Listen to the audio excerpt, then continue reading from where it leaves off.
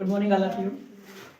पिछले वीडियो में आपने पढ़ा मैनर्स के स्टार्टिंग पार्ट्स, है ना, गुड मॉर्निंग से गुड नाइट तक।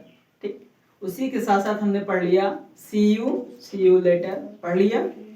हम आपको उसके बाद बताए थे सॉरी एंड थैंक्स, ठीक है ना। जब आपको कोई सॉरी बोलता है तो उसका रिप्लाई मैंने आपको बताया था। सॉरी के लिए हम क्या बोलते हैं रिप्लाई?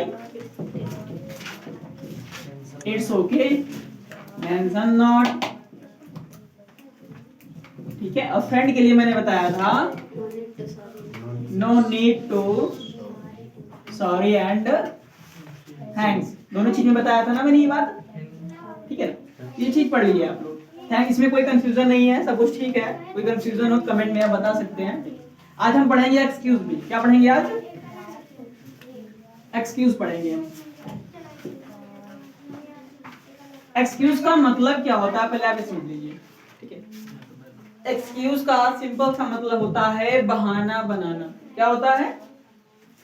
बहाना बनाना, ठीक है। अब कहोगे सर ये बहाना बनाना क्या चीज होता है? ठीक, सपोज दैट आपको कोई कहीं पे बुलाता है, इनवाइट करता है पार्टी में, अपने घर पर, कहता है इस बार आपको आना है, ठीक है, हमारे यहाँ आना है, और उसके साथ बोलता है कोई एक्सक्यूज नहीं चलेगा, तो उससे हम समझ जाते हैं कि एक्सक्यूज का मतलब क्या हो जाता है? बहाना बनाना। लेकिन इसी एक्सक्यूज के साथ अगर जुड़ जाए मी, क्या जुड़ जाए? मी, ठीक है, इसका पूरा मतलब बदल जाता है, ठीक है। इसका पूरा मतलब बदल जाता है। एक्सक्यूज मी में हो जाता है किसी का ध्यान अपनी ओर आकर्षित करने के लिए, हम इसका यूज करते हैं, किसी का ध्यान अपनी ओर आकर्षित करने के लिए, ठीक है ना। किसी का ध्यान अपनी तरफ आकर्षित करने के लिए।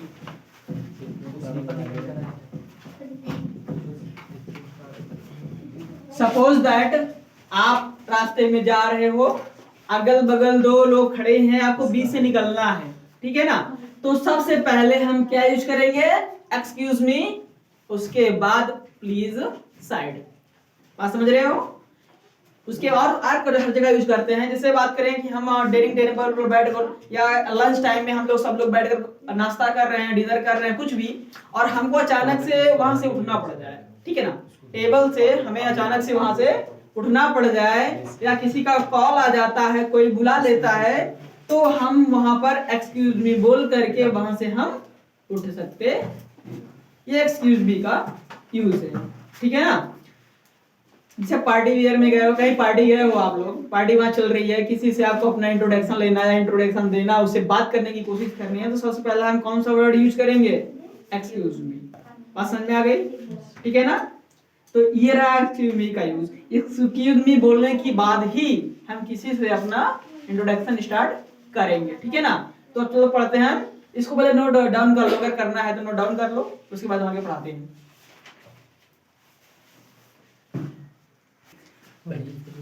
चलिए, इंट्रोडक्शन आपने एक्सक्यूज मी पढ़ लिया, ठीक है, समझ गए उसके बारे में। जो भी उसमें कंफ्यूजन है या फिर कोई भी उसमें से आपको टॉपिक कुछ भी पूछना है, कमेंट सेक्शन में आप पूछ सकते हो, ठीक है। हम पढ़ते हैं इंट्रोडक्शन।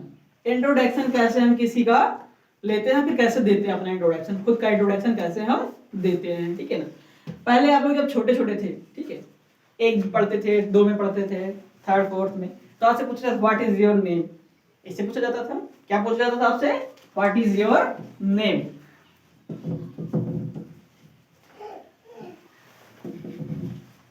तो आप बताते थे बड़े गर्व से साथ आई एम। क्या बताते थे?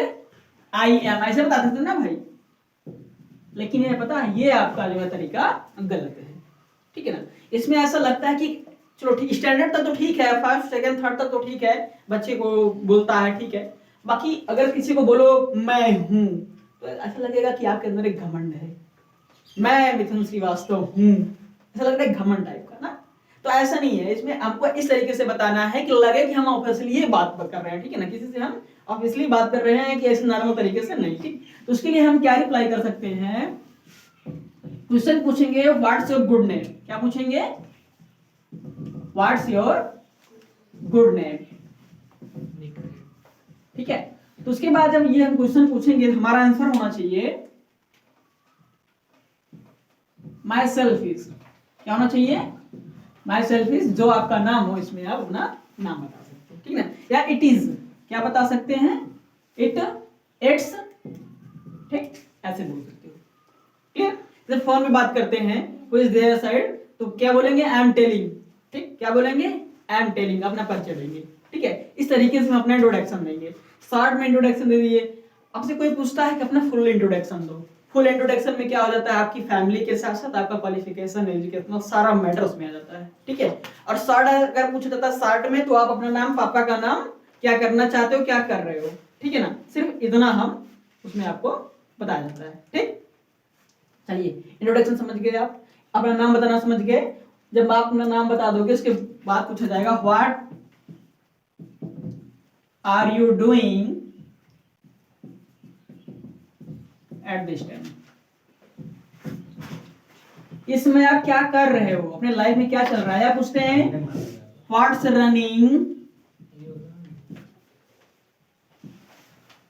In your life, in your life, ठीक है, मतलब आपकी लाइफ में क्या चल रहा है, इसका मतलब होता है आप क्या कर रहे हो आप इस समय, या आपकी लाइफ में इस समय क्या चल रहा है, ठीक है। तो इसका सिंपल सा आंसर हो जाता है जो आप कर रहे हो। जैसे आप लोग अभी स्टडी करो तो आई एम स्टडीइंग, क्या, आई एम स्टडीइंग, ठीक है। आपका कोई बिजनेस है तो आप क्या बोलोगे, अपने बिजनेस के बारे में बता दोगे। आप कुछ प्रोफेशनल कर रहे हो तो अपने प्रोफेशनल के बारे में बता दोगे। आप लोग पढ़ रहे हो तो पढ़ने के बारे में बता दोगे, ठीक है ना। उसके बाद और पूछते हैं कि व्हाट्स योर फादर डू, क्या पूछते हैं हम आपसे, व्हाट्स योर फादर डू, तो आप क्या बताओगे, माय फादर इज अ, क्या बताओगे, my father is a businessman, farmer, या जो भी आपके पापा कर रहे हैं उसके बारे में हमें आप उसका आंसर दे देंगे, ठीक है ना। इधर नोट डाउन कर लो, इसमें जो कंफ्यूजन है पूछो, उसके आगे हम आपको बता रहे हैं, ठीक है।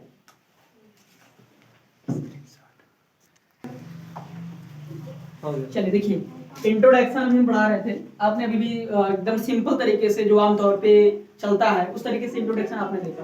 लेकिन प्रोफेशनली में आपको अगर शॉर्ट इंट्रोडक्शन देना है तो इंट्रोडक्शन को हम इस तरीके से समझते हैं, ठीक है ना। किसी ने आपसे कहा अपना शॉर्ट इंट्रोडक्शन दीजिए, तो फर्स्ट ऑफ ऑल बोलेंगे माई सेल्फ इज, अपना नाम जो होता है अपना नाम बता देंगे, ठीक है। उसके बाद माई फादर्स नेम इज, मिस्टर, जो आपके पिताजी का नाम होगा, फादर्स नेम होगा, वो आप यहाँ पे लिख देंगे, ठीक है। माई फादर इज, आपके पापा क्या करते हैं, क्या है इस समय, वो जो भी है, बिजनेसमैन है, टीचर है, डॉक्टर है, इंजीनियर है, एनीवे आप यहाँ पे वो चीज लिख सकते हो, ठीक है ना। My mother's name is Mrs, अपनी मम्मी का नाम, जो भी मम्मी आपका नाम है, मम्मी का नाम लिखेंगे आप। My father's name is a good housewife, sorry my mother's is a good housewife, आपकी मम्मी अगर गृहिणी है, अगर अच्छी गृहिणी है तो गुड हाउसवाइफ, अगर टीचर है तो टीचर, अगर डॉक्टर है तो कुछ भी जो भी हो आप यहाँ पे लिख सकते हो, ठीक है ना। अब इसकी जगह पे आप भी बोल सकते हो आई हैव सिबलिंग्स, इसमें मतलब होता है आप कितने भाई बहन हो, सबको मिलाकर के टोटली, जैसे मैं 4 भाई बहन हूँ, यहाँ आई हैव 4 सिबलिंग्स हो जाएगा, ठीक है ना। उसके नीचे हम आपका जिक्र करेंगे कि कितने भाई और कितने बहन, तो I have 4 brothers 2 sisters, I have 1 brothers 2 sister, आप अकेले हैं तो खुद के लिए I have 1 brother and 3 sisters, ठीक है। इस तरीके से हम किसी को अपना इंट्रो बता सकते हैं। आई एम परसुइंग, इसका मतलब होता है कभी आप करंट में कर क्या रहे हो, जैसे मैं डीएलएड कर रहा हूँ, आप लोग हाई स्कूल पढ़ रहे हो, तो जो भी आप कर रहे हो, जो भी आपका रनिंग में चल रहा है प्रोफेशनल में, वहां पे आप ये चीज लिख सकते हो, बता सकते हो। आप क्या बनना, I want to become a teacher, a doctor, an engineer, जो भी आप बनना चाहते हो आप इसमें उसी बात का जिक्र कर सकते हैं। यहाँ पे आप अपनी आदतों के बारे में बताएंगे सॉरी। और आदतें केवल आदमी, किसी भी व्यक्ति की आदतें जो होती हैं, जो आदतें का मतलब होता है, हैबिट्स का मतलब होता है, हॉबीज का मतलब होता है कि जो अपने फालतू टाइम में, खाली समय में जो करे वही क्या है, हॉबीज होती हैं, ठीक है ना। जैसे आपने सारे काम निपटा लिए, फुर्सत से बैठे हैं, तो आप, मेरी जो आदतें हैं, मैं क्या करता हूँ, गाना सुन लेता हूँ और अच्छी से अच्छी बुकें पढ़ता हूँ, reading book and listening songs, ये जो आप मेरी 2 आदतें हैं। और किसी भी व्यक्ति की आदतें 2 या 3 हो सकती हैं, इससे ज्यादा नहीं। अगर इसकी ज्यादा की बात वो फिर आदतों में नहीं आता। अगर इससे ज्यादा की हम बात करें, आपको बता दिया कि मैं गेम भी खेल लेता हूँ, मैं किताब भी पढ़ लेता हूँ, सॉन्ग भी सुनता हूँ, मैं कुछ और करने लगता हूँ, मैं ये करता हूँ, वो करता हूँ, तो ये आदत नहीं होगी, वो तो टाइम पास हो गया, ठीक है ना। आदतों का मतलब होता है कि हम उसके अलावा कुछ और ना करें, ठीक है ना। तो इट्स माय शॉर्ट आंसर। ये मेरा छोटा सा इंट्रो था, इसके बारे में मैंने आपको बता दिया। अगर फुल इंट्रोडक्शन की बात की जाए, फुल इंट्रोडक्शन की बात की जाए तो फुल इंट्रोडक्शन में आपका पूरा प्राइमरी एजुकेशन से लेकर के हायर एजुकेशन तक इसमें आता है। आप कहाँ पढ़ रहे हो, आप अपना प्राइमरी एजुकेशन कहाँ से स्टार्ट किए थे, कहाँ पे कितना पढ़े थे, ये सब आ जाता है लॉन्ग इंट्रोडक्शन में, ठीक है ना। अच्छा, आपने सोचा कभी कि जब हम अंग्रेजी बोलते हैं, अंग्रेजी बोलना सीखते हैं, तो आपके मन में ये सारी बातें आती हैं कि मैंने शुरू से लेकर के आज तक अंग्रेजी पढ़ते चले आए, ठीक है, हमको अंग्रेजी बोलना क्यों नहीं है? कभी आपने सोचा कैसे, क्या बात है? हम लिख तो सब लेते हैं, मैंने आपसे पूछ लिया कि मैं आम खा रहा हूँ, आप बता देते हो फटाक से ट्रांसलेट किया, I'm eating a mango, लेकिन अगर किसी के सामने बोलना पड़ जाता है तो आप उसको बोल नहीं पाते। इसका रीजन क्या है? इसका एक सिंपल सा रीजन है कि जितना भी हमारे सर ने हमको पढ़ाया सिर्फ किताब कॉपी तक ही पढ़ाया, नोट पेन नोट करने के लिए ही पढ़ाया। ये कभी नहीं कहा कि बेटा इसको बोलना भी सीखिए, ठीक है ना। ज्यादा विशेष अंतर नहीं होता है ग्रामर में और स्पीकिंग में, ठीक है ना। स्पीकिंग का मतलब होता है सेंस पे चलता है, स्पीकिंग जो भी होता है आपके इमोशन, आपके वर्ड्स पे चलता है। सपोज दैट बात से अंग्रेजी हिंदी में बात की जाए, हिंदी में आपने देखा होगा पी के मूवी में एक बढ़िया सा आमिर खान ने बताया हुआ है कि अच्छा एक शब्द होता है, अच्छा, उसको हमारे भाव के हिसाब से प्रकट करते, कहते हैं अच्छा अच्छा अच्छा। इसी तरीके से हमारी जो इंग्लिश स्पीकिंग होती है ना, इसी इमोशन पे चलती है, ठीक है ना। कोई बात होती है, अगर आप किसी के साथ अपनी खुशी व्यक्त करना चाहते हो तो आपके शब्दों से ही लग जाता है, आपकी फीलिंग से ही लग जाता है कि ये व्यक्ति खुशी में बातें कर रहा है, ठीक है ना। तो अंग्रेजी में इमोशन चलता है और ग्रामर में इमोशन नहीं होता, उसमें केवल सेंटेंस होते हैं। बात समझ गए ना। तो अंग्रेजी हम आज तक इसलिए नहीं बोल पाए कि उसको हम केवल किताब तक ही उसमें रखे रहे।